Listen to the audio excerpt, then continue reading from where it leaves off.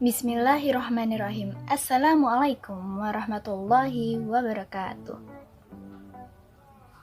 Alhamdulillahirrabbilalamin. Pada mata kuliah Bimbingan Konseling Kelompok kali ini, saya beserta seluruh anggota kelompok saya diberi kesempatan untuk memaparkan materi hasil diskusi kami, yaitu mengenai Stage 4, Cohesion and Productivity.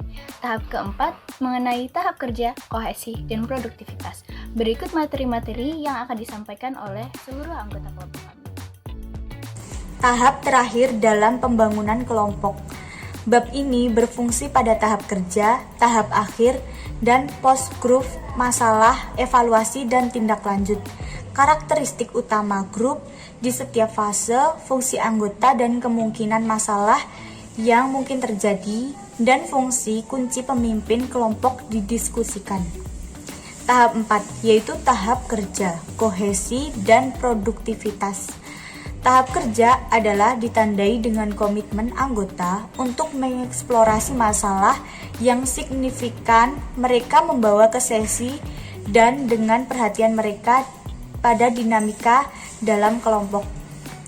Pekerjaan dan pembelajaran juga terjadi pada masa awal dan transisi tahapan. Anggota adalah karakteristik dari panggung kerja. Ini adalah waktu di mana peserta cenderung menyadari bahwa mereka bertanggung jawab atas hidup mereka. Perkembangan kohesion kelompok. Sifat kohesi grup melibatkan rasa memiliki inklusi, solidaritas, dan daya tarik grup bagi anggotanya. Kekompakan adalah hasil dari semua kekuatan yang bekerja pada anggota yang membuat mereka ingin tetap di grup. Anggota mengalami rasa memiliki dan memiliki koneksi satu sama lain.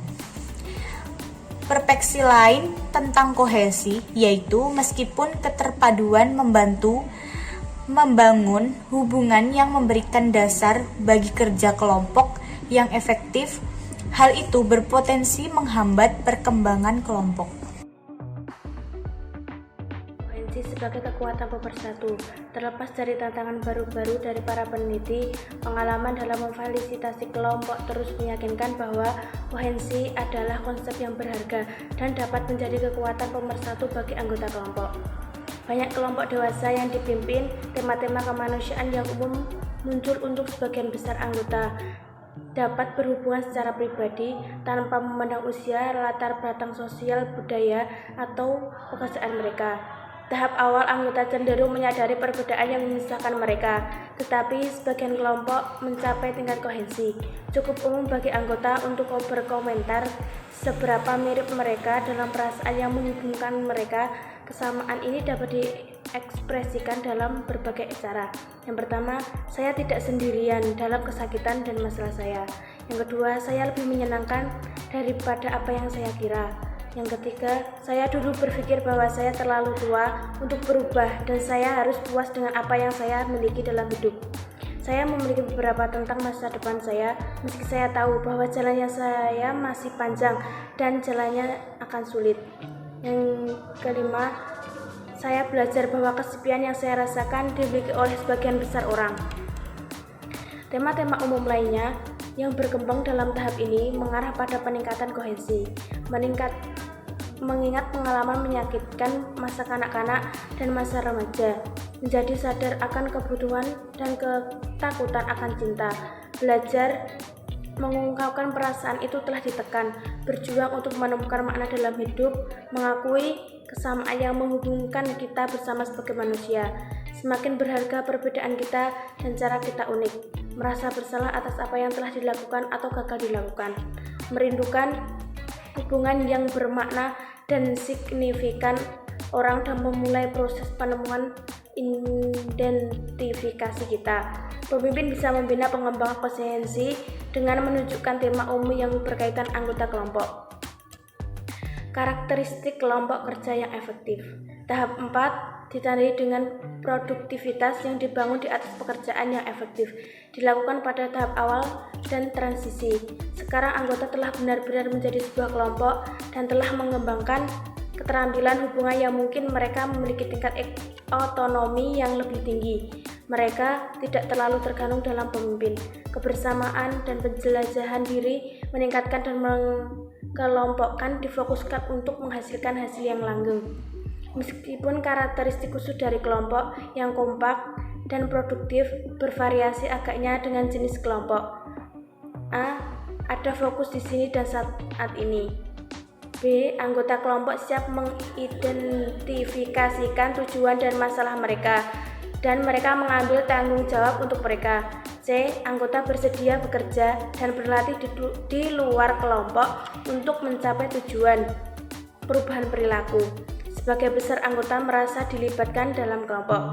D. Grup hampir menjadi orkestra di mana individu-individu mendengarkan yang lain dan melakukan pekerjaan produktif bersama. E. Anggota terus menilai tingkat kepuasan mereka dengan kelompok dan mereka mengambil langkah aktif untuk mengubah masalah jika mereka melihat bahwa Saya, Sarah Dwi Ayuni, ingin membacakan tentang faktor terapeutik dalam kelompok. Yang pertama, kepercayaan dan penerimaan. Kepercayaan adalah diwujudkan dalam kesediaan mereka untuk mengambil resiko dengan berbagi reaksi yang berarti di sini dan di saat ini. Kepercayaan mungkin surut dan mengalir, dan anggota mungkin perlu membicarakan tentang seberapa aman perasaan mereka bahkan selama tahap lanjut kelompok. Yang kedua yaitu empati dan peduli. Empati dapat melibatkan kapasitas dalam untuk mengingat dan menghidupkan kembali perasaan seseorang melalui pengalaman intens orang lain. Empati berarti kepedulian, dan kepedulian diungkap dalam sebuah kelompok dengan keterlibatan yang tulus dan aktif dan anggota lainnya. Saat orang membuka diri pada orang lain dengan menunjukkan rasa sakit, pergumulan, kegembiraan, ketakutan, dan lain-lain, mereka mungkin membutuhkan seseorang untuk membantu mereka. Yang ketiga yaitu keintiman. Keintiman meningkat ketika orang bekerja melalui perjuangan mereka bersama. Anggota melihat bahwa terlepas dari perbedaan mereka semua berbagi kebutuhan, keinginan, kecemasan, dan masalah tertentu. Ketika anggota mengetahui bahwa orang lain memiliki masalah yang serupa, mereka tidak lagi merasakan terisolasi. Tujuan utamanya yaitu untuk memahami bagaimana seseorang menghindari keintiman di luar kelompok, atau bagaimana ia bisa terima keintiman dalam hidup tanpa rasa takut. Yang keempat yaitu harapan. Jika ingin terjadi perubahan, anggota harus percaya bahwa mereka tidak perlu terjebak di masa lalunya, dan mereka dapat aktif dalam langkah-langkah untuk membuat hidup mereka lebih otentik. Harapan adalah terapi itu sendiri, karena ia memberi anggota intensif untuk berkomitmen pada pekerjaan yang menuntut mereka. Perubahan itu membutuhkannya. Mungkin pembangunan harapan terbesar terjadi ketika anggota melihat apa yang mereka buat dalam grup dan dengan menantangnya. Yang efektif. Pada tahap ini, karakteristik kelompok yang efektif ditandai dengan produktivitas yang dibangun atas pekerjaan yang efektif. Dilakukan pada tahap awal dan transisi. Sekarang anggota telah benar-benar menjadi sebuah kelompok dan telah mengembangkan keterampilan. Hubungan yang memungkinkan mereka memiliki tujuan otonomi yang lebih tinggi. Mereka tidak tergantung pada keterampilan kebersamaan, dan penjelajahan diri meningkat. Yang kedua, kelompok dalam tahap kerjanya. 1. Mereka lebih memperhatikan apa yang terjadi di grup saat masalah di luar dibesarkan sering dengan apa yang terjadi di dalam kelompok. Yang kedua, anggota lebih siap mengidentifikasi tujuan. Yang ketiga, kalau anggota bersedia bekerja dan berlatih di luar kelompok untuk mencapai tujuan perilaku. Yang keempat, sebagian besar anggota merasa dilibatkan dalam kelompok. Dan yang kelima, di grup hampir menjadi ekstra, di mana individu mengekspresikan yang lain dan melakukan pekerjaan bersama. Sekian, terima kasih. Pengungkapan diri adalah sarana utama interaksi kelompok, dan itu sangat penting bahwa peserta kelompok memiliki pemahaman yang jelas tentang apa itu pengungkapan diri atau bukan. Ya, dalam berbicara tentang pengungkapan diri, masalah yang terjadi di luar kelompok ataupun di masa lalu yang penting bagi anggota untuk menghubungkan masalah ini dengan masa lalu dan masa sekarang. Mengungkapkan diri itu bukan berarti mengungkap rahasia terdalam seseorang, dan bukan berarti juga menggali masa lalu seseorang.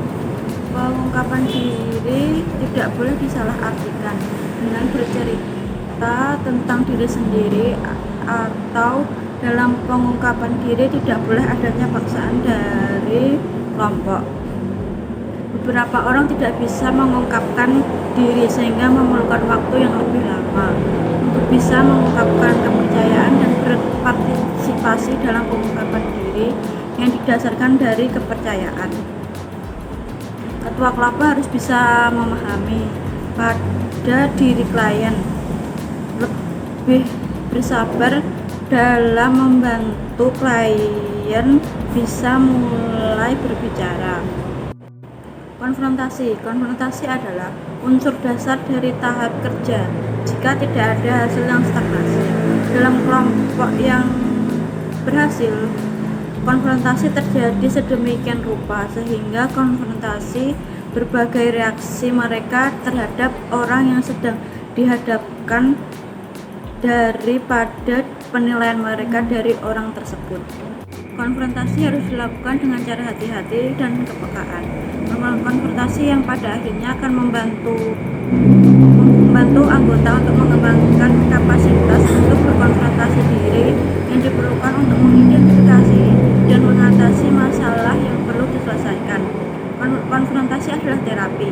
Jika mengundang klien untuk lebih memahami masalah tertentu dalam hidup dan tepat waktu. Namun konfrontasi yang keras itu seperti menyerang, bermusuhan, tidak peduli, dan tidak memiliki dampak yang menguntungkan. Pemimpin kelompok dapat mencurahkan waktu secara produktif untuk membantu peserta menyelesaikan kesalahpahaman mereka tentang konfrontasi dan mempelajari apa yang harus ditantang dan bagaimana mereka melakukan ini dengan cara konstruktif. Poin-poin tentang konfrontasi yang efektif. 1. Ingatlah bahwa konfrontasi harus didasarkan pada rasa hormat terhadap orang lain. 2. Gunakan konfrontasi hanya jika ingin dekat dengan klien. 3. Belajar untuk membedakan antara serangan menghakimi dan tantangan kepedulian. 4. Saat mengkonfrontasi seorang, atasi perilaku yang spesifik itu untuk mempengaruhi orang lain. 5. Bertanggung jawab atas perilaku alih-alih menyalahkan orang lain. Pertukaran umpan balik di antara anggota kelompok secara luas dianggap sebagai elemen kunci dalam mempromosikan pembelajaran interpersonal dan pengembangan kelompok, menurut Moran, Stockton, dan Whittingham 2004. Pedoman yang dapat membantu anggota untuk belajar bagaimana memberi dan menerima umpan balik. 1. Umpan balik global tidak banyak dinilai. 2. Umpan balik singkat diberikan dengan cara yang jelas dan lugas. 3. Umpan balik positif hampir selalu dinilai sebagai lebih diinginkan. 4. Anggota kelompok cenderung lebih menerima umpan balik positif daripada umpan balik yang sulit didengar. 5. Sebaiknya berikan umpan balik positif sebelum memberikan komentar korektif. Umpan balik korektif lebih mudah diterima ketika mengikuti pertukaran umpan balik. Poin selanjutnya, umpan balik positif berguna untuk memperkuat ikatan grup. Umpan balik positif yang dimaksud adalah ketika kita menerima umpan balik orang lain atau ketika kita memberikan umpan balik dalam membantu memecahkan masalah di diskusi kelompok. Kemudian harus mengatur waktu dalam memberikan umpan balik dan tidak menghakimi. Ketika kita ingin memberikan umpan balik, kita harus melihat waktu dan situasi dalam kondisi kelompok. Jangan sampai memotong pembicaraan orang lain. Dan hal ini diperlukan agar apa yang ingin kita sampaikan itu diterima dengan baik. Dan tidak menghakimi itu berarti tidak menyudutkan orang lain dalam diskusi kelompok. Kemudian, anggota berhak menyampaikan umpan balik positif maupun korektif. Setiap anggota memiliki haknya masing-masing dalam menyampaikan pendapatnya. Oleh karena itu, jangan perlu takut ataupun senggan dalam menyampaikan pendapat. Selanjutnya, umpan balik dengan segera lebih baik dibandingkan hanya disimpan. Ketika Anda memiliki sudut pandang lain, ketika Anda masih memiliki sanggahan atau pendapat lain, harus segera disampaikan karena hal ini mendukung berjalannya diskusi kelompok secara terarah. Selanjutnya, umpan balik pemimpin umumnya lebih berkualitas dibanding umpan balik anggota, namun terkadang sulit diterima. Hal ini dikarenakan pemimpin memiliki pengaruh besar dalam membentuk jalannya diskusi kelompok. Pemimpin juga memiliki peran dalam mencari titik tengah permasalahan untuk memecahkan masalah. Maka dari itu, apa yang disampaikan pemimpin umumnya lebih berkualitas, namun terkadang sulit diterima karena masih ada beberapa masalah yang tidak diterima oleh anggotanya yang perlu didiskusikan. Kemudian, pemimpin mendorong anggota untuk terlibat dalam pertukaran umpan balik. Nah, di sini pemimpin memiliki peran untuk membuat diskusi lebih aktif lagi agar anggotanya saling berpartisipasi. Dan yang terakhir, umpan balik tidak boleh dipaksakan kepada orang lain. Anggota perlu belajar bagaimana menerima dan memberikan umpan balik. Jadi ketika anggota tersebut berpendapat, anggota tersebut tidak boleh memaksa orang lain untuk menerima pendapatnya secara sepenuhnya. Dan anggota perlu belajar bagaimana cara menerima, terlebih lagi memberikan umpan balik yang benar. Materi selanjutnya mengenai ringkasan tahap kerja. Karakteristik tahap. Kira-kira apa saja sih yang menandakan bahwa diskusi kelompok yang kita jalankan itu sudah benar? Yang pertama, tingkat kepercayaan dan kohesi antar anggota tinggi. Dengan melakukan interaksi, dengan berkomunikasi dengan para anggota, kita menimbulkan rasa kepercayaan terhadap sesama, dan kita juga memberikan ikatan terhadap sesama. Kemudian, komunikasi dalam kelompok terbuka. Jadi di dalam diskusi kelompok ini tidak ada aturan untuk menahan hak masing-masing dalam berpendapat. Maka dari itu, komunikasi yang dijalankan terbuka. Selanjutnya, anggota berinteraksi antar satu sama lain secara bebas dan langsung. Jadi ketika anggota tersebut ingin mengutarakan pendapatnya, maka diperbolehkan saja dan secara langsung saat itu juga tidak disimpan. Selanjutnya, konflik ditangani secara langsung dan efektif. Ketika terjadi permasalahan dalam diskusi kelompok, pemimpin bisa langsung memecahkan masalah saat itu juga agar tidak berakar. Kemudian, ada kemauan untuk mengambil resiko dan membuka jati diri. Dengan interaksi sesama manusia, dengan saling berkomunikasi, tentunya kita juga membuka jati diri kita, apa sih yang sebenarnya ada di dalam diri kita. Kemudian minimalisir konfrontasi. Kita bisa meminimkan apa yang menjadi pemecahan dalam diskusi kelompok. Dan terakhir, membuka perilaku yang baru. Jadi dengan adanya komunikasi dan interaksi kepada sesama, apa yang kita dapat dari hasil diskusi itu bisa menjadikan kita contoh dan pelajaran dalam membangun perilaku yang lebih baik. Materi selanjutnya mengenai fungsi anggota dan kemungkinan masalah. Yang pertama, bawalah ke dalam sesi kelompok masalah yang ingin diselesaikan. Jadi ketika anggota memiliki masalah dengan anggota lainnya, maka masalah tersebut bisa disampaikan di dalam diskusi kelompok agar dipecahkan secara bersama dan didiskusikan. Kemudian beri orang lain umpan balik dan terbuka. Ketika kita diskusi kelompok, tentunya kita mengutamakan interaksi dan komunikasi antar sesama anggota. Oleh karena itu, ketika diskusi kelompok, baiknya untuk memberikan orang lain, mempersilakan orang lain untuk menyampaikan pendapatnya. Selanjutnya, secara aktif mengurai keterlibatan jika perlu. Seringkali di dalam diskusi kelompok terjadi miscommunication atau sekiranya beberapa hal yang tidak dipahami oleh orang lain, atau mungkin ada pembahasan yang keluar dari topik pembahasan utama. Maka dari itu, di sini kita bisa secara aktif mengurai keterlibatan jika perlu. Jadi ketika mungkin keluar dari topik pembahasan, kita bisa mengingatkan anggota lain untuk kembali dengan topik yang menjadi pembahasan utama dalam diskusi kelompok saat itu. Atau ketika orang lain merasa kurang paham, kita bisa memberikan pemahaman lebih. Kemudian, secara terus-menerus menilai kepuasan mereka dengan kelompok. Jadi ketika kita diskusi kelompok, kita bisa menanyakan kepada anggota lain, bagaimana dengan pendapat Anda? Apakah ada masukan atau masih kurang puas? Jadi ketika masih ada permasalahan bisa diselesaikan saat itu juga. Terakhir dalam fungsi anggota adalah berlatih keterampilan dan perilaku baru. Jadi ketika kita melakukan interaksi kepada orang lain, tentunya itu membangun keterampilan dalam diri kita dan menjadikan kita perilaku yang lebih baik. Kemudian kemungkinan masalah yang mungkin terjadi dalam diskusi kelompok. Yang pertama, anggota dapat menarik diri atau anggota dapat menutup dirinya. Ada kemungkinan anggota itu membisukan mulutnya dan tidak memberikan pendapat. Yang kedua, anggota dapat memperoleh wawasan tetapi tidak membawa perubahan perilaku. Nah, yang kedua ini, anggota itu bisa memperoleh wawasan yang ada di dalam diskusi kelompok, bisa menambahkan pengetahuannya. Tetapi ketika diskusi kelompok itu selesai, tidak ada perubahan dalam diri anggota tersebut. Jadi, ada kemungkinan mungkin suatu saat nanti ketika ada masalah bisa terjadi masalah yang sama dengan sebelumnya. Kemudian yang terakhir dalam kemungkinan masalah adalah anggota dapat berlindung dengan mengamati pekerjaan orang lain. Nah, di sini dalam diskusi kelompok, ketika orang lain menyatakan pendapatnya, ada kemungkinan anggota lainnya memutarbalikkan fakta dari hasil pernyataan anggota tersebut. Materi yang terakhir mengenai fungsi pemimpin. Di dalam diskusi kelompok, pemimpin memiliki fungsi diantaranya adalah memberikan penguatan sistematis atau memberikan persetujuan terhadap pendapat orang lain. Kemudian mendorong kohesi dan pekerjaan produktif. Jadi di dalam diskusi kelompok, pemimpin memiliki peran untuk mendorong ikatan dalam anggotanya agar lebih produktivitas.